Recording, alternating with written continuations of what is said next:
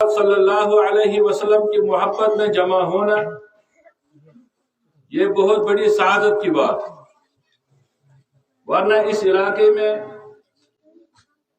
اتنے ہی لوگ نہیں ہیں،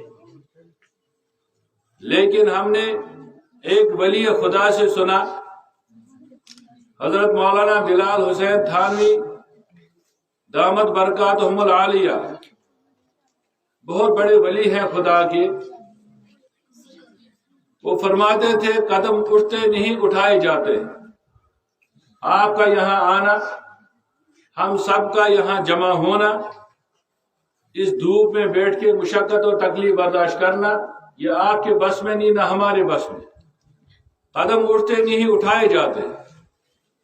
ہم تو آئے لیکن کسی ہستی نے ہمیں یہاں تک اٹھا کے لایا۔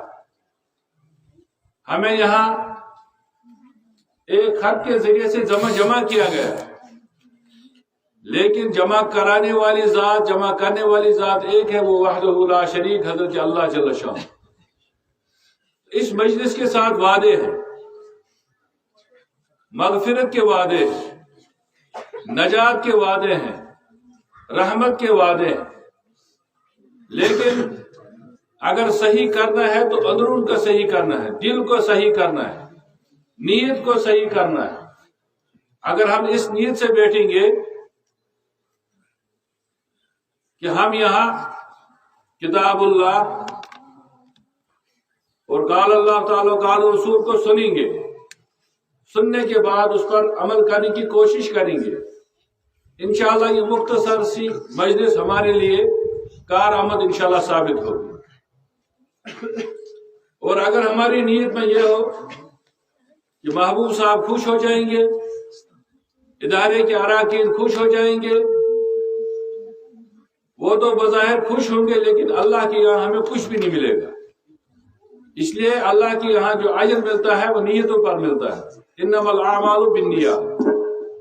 لہذا جب تک ہم بیٹھیں گے، جتنی دیر بیٹھیں گے، ہماری نیت یہ ہو کہ اللہ ہم سب سے راضی ہو جائے، اور جو کچھ یہاں سنیں گے اس پر انشاءاللہ عمل کرنے کی کوشش کریں گے۔ میں نے کتابوں میں پڑھا ہے 4 امام گزرے ہیں، امام اعظم ابو حنیفہ رحمۃ اللہ علیہ، امام مالک رحمۃ اللہ علیہ، امام شافعی رحمۃ اللہ علیہ، امام احمد بن حنبل رحمۃ اللہ علیہ۔ ہم تو حضرت امام اعظم ابو حنیفہ رحمۃ اللہ علیہ کے پیروکار ہیں۔ وہ قرآن سے کتنی محبت کرتے تھے ہم سوچ بھی نہیں سکتے، تصور بھی نہیں کر سکتے۔ سیدنا امام اعظم ابو حنیفہ رحمۃ اللہ علیہ، ان کے بارے میں لکھا ہے رات کو تہجد میں کھڑے ہو جاتے، پوری رات جو ہے قرآن پاک کو نماز میں پڑھتے تھے۔ ایک آیت مبارکہ جب تلاوت کرتے سورہ یاسین کی، وَامْتَازُوا الْيَوْمَ أَيُّهَا الْمُجْرِمُونَ، اس کو بار بار پڑھتے اور ان کی چیخیں نکلتی، روتے، کبھی کبھی جو ہے گر بھی جاتے تھے۔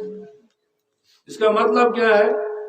ایک دن ہم پر ایسا آنے والا ہے جس دن اللہ کی طرف سے اعلان ہوگا آج کے دن سب کے سب مجرم علیحدہ ہو جاؤ۔ ایسا متقی پرہیزگار عالم، ایسا ولی کامل جن کے بارے میں لکھا ہے تقویٰ کے ورا، یعنی آخری درجے کو پہنچ گئے تھے، لیکن اس آیت مبارکہ کو تلاوت کرتے وقت خوب روتے تھے، اے اللہ کل قیامت کے دن جب مجرم کو تو الگ کرے گا اس وقت میرا نام اس میں نہ ہو۔ پوری رات جاگتے تھے، روتے رہتے تھے۔ ماہ رمضان المبارک میں ہمیں بڑی مشکل سے ایک قرآن پاک مکمل ہوتا ہوگا، وہ بھی بعض بھائیوں کو ناظرہ قرآن پاک۔ تراویح کی تو بعد کی بات ہے۔ سیدنا امام اعظم ابو حنیفہ رحمۃ اللہ علیہ صبح سے شام تک، افطاری تک ایک قرآن پاک مکمل فرماتے تھے، رات کو ایک قرآن پاک مکمل تلاوت فرماتے تھے۔ اگر رمضان المبارک 30 دن کا آ گیا تو 60 قرآن پاک مکمل فرماتے تھے دن اور رات۔ اور اگر ماہ رمضان المبارک میں ایک عظیم رات جو آتی ہے لیلۃ القدر، اس میں 2 قرآن پاک مکمل فرماتے، لکھا ہے کہ 61 قرآن پاک ایک ماہ میں حضرت تلاوت فرماتے تھے۔ ہم کہتے ہیں ہم حنفی ہیں، امام اعظم ابو حنیفہ رحمۃ اللہ علیہ کے پیروکار ہیں، ان کے طریقے کے مطابق زندگی گزارتے ہیں۔ ہم ایک قرآن پاک بھی دیکھ کے پورا نہیں کر سکتے پورے ماہ رمضان۔ تراویح میں کچھ لوگوں کو نصیب ہو جاتا ہے، کچھ کو تراویح میں وہ سنت زندہ کرنے کی توفیق بھی نصیب نہیں ہوتی۔ کچھ لوگ جو سنتے ہیں کہ بھائی ہماری مسجد میں کمیٹی والوں نے یہ مشورہ کیا، اس سال ماہ رمضان المبارک میں ہم انشاءاللہ قرآن پاک سنیں گے۔ جیسے یہ اطلاع بستی میں جاتی ہے تو بستی والے کہتے ہیں کہ وہ سنو مسجد کی، اب نہیں جائیں گے مسجد، وہ زانن کمیٹی والتی کم، اب کمیٹی والے جانے اور امام صاحب جانے، زنگے ان وسط پاؤں تھک جائیں گے، ہم برداشت نہیں کر سکتے، دن بھر تھکتے ہیں کام کرتے کرتے۔ لیکن قرآن پاک نے آقا نامدار جناب محمد رسول اللہ صلی اللہ علیہ وسلم کے بارے میں فرمایا، یا ایھا المزمل قم اللیل الا قلیلا نصفہ او انقص منہ قلیلا، اے میرے محبوب پوری رات کھڑے رہو، قیام میں رہو، اللہ کو منواتے رہو، اللہ کو راضی کرتے رہو، امت کے لیے گڑ گڑا کے دعائیں مانگتے رہو۔ اگر پوری رات نہیں تو نصف رات تک، نصف رات نہیں کہ کم از کم تہائی رات تک۔ یہ مقام تھا ائمہ حضرات کا، بالخصوص امام اعظم ابو حنیفہ رحمۃ اللہ علیہ۔ اب ہمارا دعویٰ یہیں سے جھوٹ ثابت ہو رہا ہے، ہم حنفی ہیں لیکن ایک قرآن پاک بھی ہم سے مکمل نہیں ہوتا۔ کم از کم سال میں ہر آدمی کا اگر صبح نکلے گا ایک رکوع بھی تلاوت کرے گا، کم از کم اس اعتبار سے بھی سال میں 2 قرآن پاک مکمل ہو جاتے۔ کوئی دلچسپی نہیں، کوئی محبت نہیں، جبکہ اس کتاب کے بارے میں اللہ کے نبی صلی اللہ علیہ وسلم نے فرمایا، تم سب میں سے بہترین شخص وہ ہے جو قرآن پاک کو سیکھے اور سکھائے۔ اب جس کو خدا کا نبی بہترین بتائے اس کے کرنے والے ہونے چاہیے۔ نہ ہم خود کرنے کے لیے تیار ہیں، نہ ہم اپنے بچوں کو پڑھانے کے لیے تیار ہیں، نہ ہم اپنے بچوں کو پڑھانے کے لیے تیار ہیں، پھر کیسے یہ قرآن ہماری زندگیوں میں آئے؟ ان ہی 4 اماموں میں سے ایک امام صاحب رحمۃ اللہ کے بارے میں نے پڑھا، ایک بستی میں ان کا پروگرام ہونے جا رہا ہے، جیسے محبوب صاحب نے پوسٹر نکالا، اس میں 4 نام دے دیے، فلاں صاحب فلاں صاحب فلاں صاحب آ رہے ہیں، فلاں جگہ سے آ رہے ہیں۔ اس دور میں بھی ایک بستی میں اجتماع ہونے جا رہا تھا، اس میں لکھا تھا احمد بن حنبل رحمۃ اللہ علیہ کے بارے میں کہ وہ امام صاحب وہاں پر تشریف لا رہے ہیں۔ لیکن کیا کیا جائے، کرال پور سے لے کے اوپر جتنی بھی بستی ہے سب مسجدوں میں پوسٹر لگے ہوں گے، بازار میں پوسٹر لگے ہوں گے، فیس بک وغیرہ پر بھی انہوں نے دیا ہوگا۔ ذوق نہیں، شوق نہیں، محبت نہیں، قرآن کی عظمت نہیں، اہل اللہ کی دیدار کا شوق اور ذوق نہیں۔ اس وقت ایک جوان نے پڑھا کہ بھائی فلاں جگہ پر فلاں تاریخ کو جلسہ ہونے جا رہا ہے۔ نوجوان اس کے دل میں شوق پیدا ہوا کہ بھائی امام احمد بن حنبل رحمۃ اللہ علیہ جو ہے بڑے مشہور عالم ہیں، ان کا دیدار نصیب ہو جانا چاہیے۔ یہ روٹی وغیرہ پکاتے تھے، نانوائی تھے، یہ تندور وغیرہ پر روٹی بنانے کا کام یہ کرتے تھے۔ ان کے دل میں تمنا پیدا ہوئی کہ وہاں بڑے بڑے عالم آ رہے ہیں، خاص طور سے احمد بن حنبل رحمۃ اللہ علیہ کا دیدار مجھے اللہ نصیب فرما۔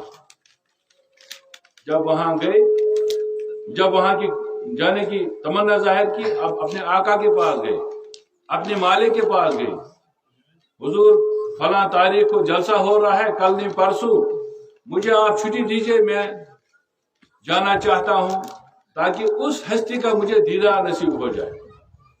غائبانہ تعارف تو ہے لیکن کبھی دیدار نصیب نہیں ہوا۔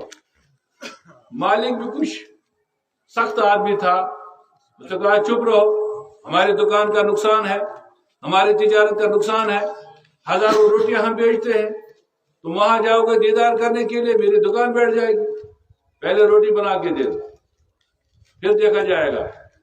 اگر مجھے آپ ایک دن کے لیے چھٹی دے دیتے میں دیدار کر کے آ جاتا، جلسے میں شریک ہو کے آ جاتا۔ کہا نہیں بالکل نہیں جا سکتے.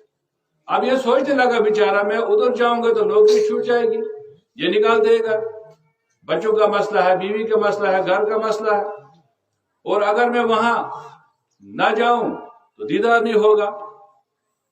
نوجوانوں کو چاہیے اہل اللہ کے ساتھ تعلق جوڑو, علماء کے ساتھ تعلق جوڑو, اپنے بڑوں سے ملو, ان سے سیکھو زندگی کیسے گزارنی. اس جوان نے اس وقت ایک عالم ربانی سے اپنا تعلق قائم کیا تھا. اس عالم نے اس کو نصیحت کی تھی, بیٹے تمام مسائل کا حل اللہ نے رکھا ہے قرآن پاک, سب سے بڑا ذکر اللہ کا ہے, تمام مسائل کا حل اللہ کے ذکر میں ہے, توبہ میں ہے, استغفار میں ہے. بیٹے کثرت سے استغفار کیا کرو, تمام مسائل کا حل ہو جائے. اب اس نے سوچا بھائی ہمارے مرشد, ہمارے پیر, ہمارے ولی خدا نے مجھے بتایا ہے, عالم ربانی نے مجھے وظیفہ دیا ہے, خوب کثرت سے اللہ کا ذکر کرنا, توبہ استغفار کرنا, تو تمام مسائل کا حل یہ ہے. میرے مسئلے کا حل بھی یہ ہے, میں چاہتا ہوں دیدار ہو جائے, میری تمنا خدا پوری کریں گے.